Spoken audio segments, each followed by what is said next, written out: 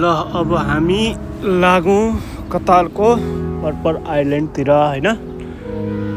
हाम्रो अब जाने क्रम जारी छ।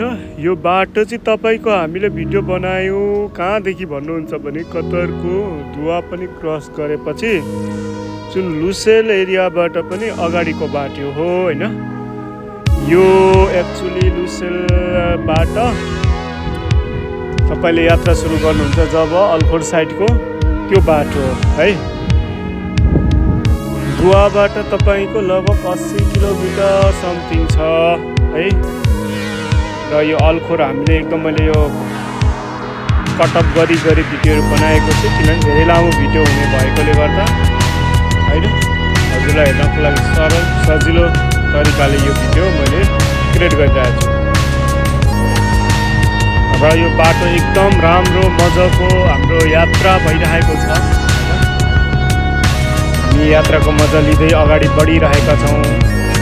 बेला बेला लाग्छ कि हाम्रो नेपालतिरको जस्तो बाटो दुईपट्टि हरियाली भएको हैन, मजाको रुखहरू एकदम, अनि ठाउँमा चाहिँ यस्तै हो मरुभूमि जस्तो हैन, केही छैन, पुरा लाग्दो ठाउँहरू पनि छ। त्यसैले हामी पिता मिता गफ गर्दै हैन अल्खोर ब्रिज कस्तो छ आइल्यान्ड भनेर हेर्नको लागि हामी गइरहेका छौँ। ल अब हामी आइल्यान्ड एरियाभित्र पसिसक्यौँ र यहाँ आइपुगेपछि हामीलाई पनि कन्फ्युज भयो कि कता छ भनेर हैन। तर पनि हामी बाटो पहिलाउँदै अगाडि बढ्दै गयौँ। त्यसरी जाने क्रममा अरू गाडीहरू पनि हामीले भेट्यौँ, क्रस भयौँ, पुलिसको गाडीहरू भेट्यो हैन। यो अगाडि जाँदै गरेको भ्यान चाहिँ यो पुलिसको भ्यान हो हैन। अब यसरी ठाउँमा बसिरहेको हुन्छ र बाहिरपट्टिको यस्तो दृश्य हेर्नुहोस् मरुभूमिको हैन। र अब हामीले देखिरहेका छौँ पर यहाँ हामी आइपुग्न आँट्यौँ। अब उत्रेर हामी त्यहाँदेखि हामी जानेछौँ। यहाँदेखि अरूहरू पनि घुम्न आउनु भएको रहेछ गाडी लिएर, धेरै टाढा भएकोले गर्दा होइन प्राइभेट गाडीहरू आउँछ। र अनि सर यो कुन ठाउँ हो भन्नु त तपाईँलाई? यो हाम्रो अल्खोरको के अरे पर्पल आइल्यान्ड भन्छ। कतारको कुन साइडमा हो? यो अल्खोर एरियामा पर्छ। स्टेटै अल्खोर होइन? अल्खोर एरिया पनि जानलाई हेर्नलाई पाउँछ। र अब यो ब्रिज हामी हेर्दै जाउँ कस्तो छ भित्र, तर्दैछौँ। तर हेर्दा र देख्दा चाहिँ साह्रै राम्रो होइन। वहाँ गएपछि चाहिँ हजुरहरूले पनि खासै राम्रो मान्नुहुन्न होला किनभने हामी पनि अब घामको टाइममा गएर धेरै घाम भएर होला, अनि त्यहाँ जमेको जुन पानी छ आइल्यान्डमा जमेको। हजुरहरूलाई नमस्ते।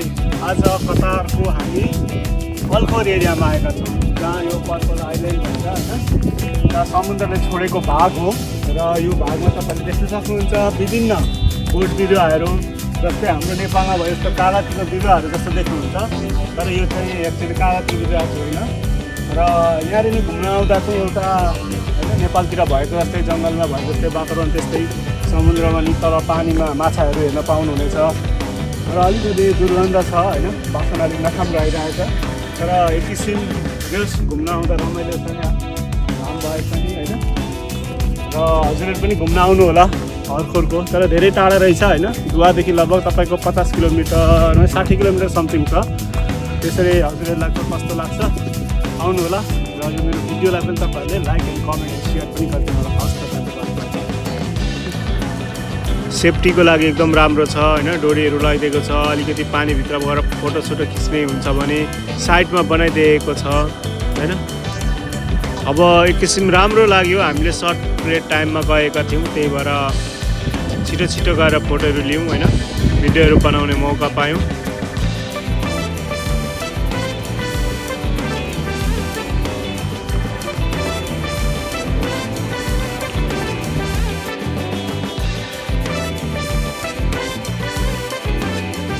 हजुरहरूलाई कस्तो लाग्छ आउनु होला। र यो मेरो भिडियोलाई पनि तपाईँहरूले like and comment and share पनि गरिदिनु होला। हस् त, धन्यवाद। By by. हजुरहरूलाई यो अल्खोर ब्रिज एरिया हामी जाँदैछौँ। ब्रिजमा पनि एकखेप जान मन लाग्यो, अल्खोर आइहाल्यो कस्तो छ भनेर, र हामी यो ब्रिजभित्र अवश्य जानेछौँ होइन। कस्तो छ समुद्र एरिया अल्खोरको हजुरलाई देखाउने प्रयास गरिरहेको छु। हजुरहरूलाई के कस्तो लाग्छ एकचोटि चाहिँ हेरेर आउनु है भन्ने एउटा भएको छ होइन। र स्विमिङहरू गरेको देखिँदैछ, हामीले वर गाडीबाट खिचिरहेका छौँ।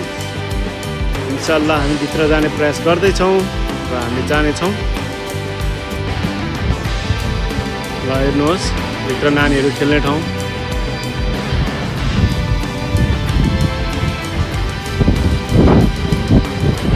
यसरी हामी जाने क्रम जारी छ।